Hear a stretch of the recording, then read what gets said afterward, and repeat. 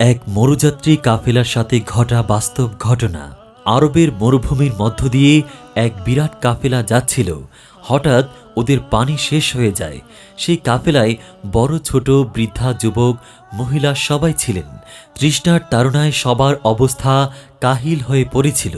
অনেক দূর পর্যন্ত পানির কোনো নিশানা ছিল না। ওদের কাছে এক ফোঁটা পানিও অবশিষ্ট ছিল না। এই অবস্থা দেখে সবাই প্রায় মৃত্যুর মুখোমুখি হয়েছিলেন, কিন্তু ওদের প্রতি আল্লাহ তাআলার বিশেষ রহমত হল। হঠাৎ উভয় জাহানের সাহায্যকারী মুহাম্মদুর রাসূলুল্লাহ সাল্লাল্লাহু আলাইহি ওয়াসাল্লাম ওদের কাছে পৌঁছে গেলেন। হুজুরকে দেখে সবার দেহে যেন প্রাণ ফিরে পেলেন।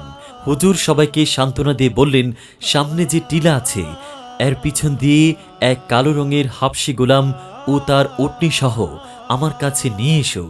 ওরা সেই হাবশীকে হুজুরের কাছে নিয়ে আসলেন।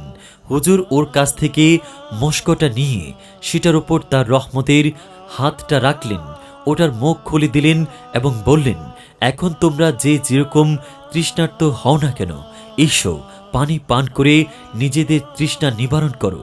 কাফেলার সবাই সেই মোষ থেকে প্রবাহিত রহমতের ঝর্ণা থেকে পানি পান করতে শুরু করলেন এবং সবাই নিজ নিজ পাত্র ভরে নিলেন। এভাবে সবাই তৃপ্ত হলেন এবং সবাই পাত্র ভরে নিলেন। হুজুরের এই মোজেজা দেখে সেই হাবশী গোলাম ভীষণ আশ্চর্য হয়ে গেলেন এবং হুজুরের হাত মোবারকে চুমু দিতে লাগলেন। হুজুর সাল্লাল্লাহু আলাইহি ওয়াসাল্লাম তার নুরানি হাত ওর মুখের ওপর বুলিয়ে দিলেন।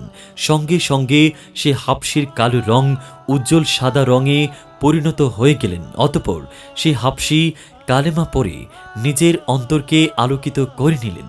মুসলমান হয়ে সে যখন নিজের মনিবের কাছে ফিরে গেলেন, তখন মনিব জিজ্ঞাসা করলেন, তুমি কে?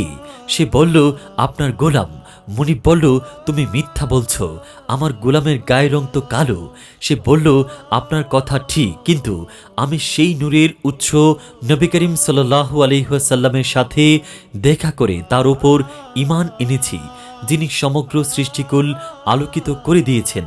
সমস্ত কাহিনী শুনে মনিবও মুসলমান হয়ে গেল। সুবহানাল্লাহ।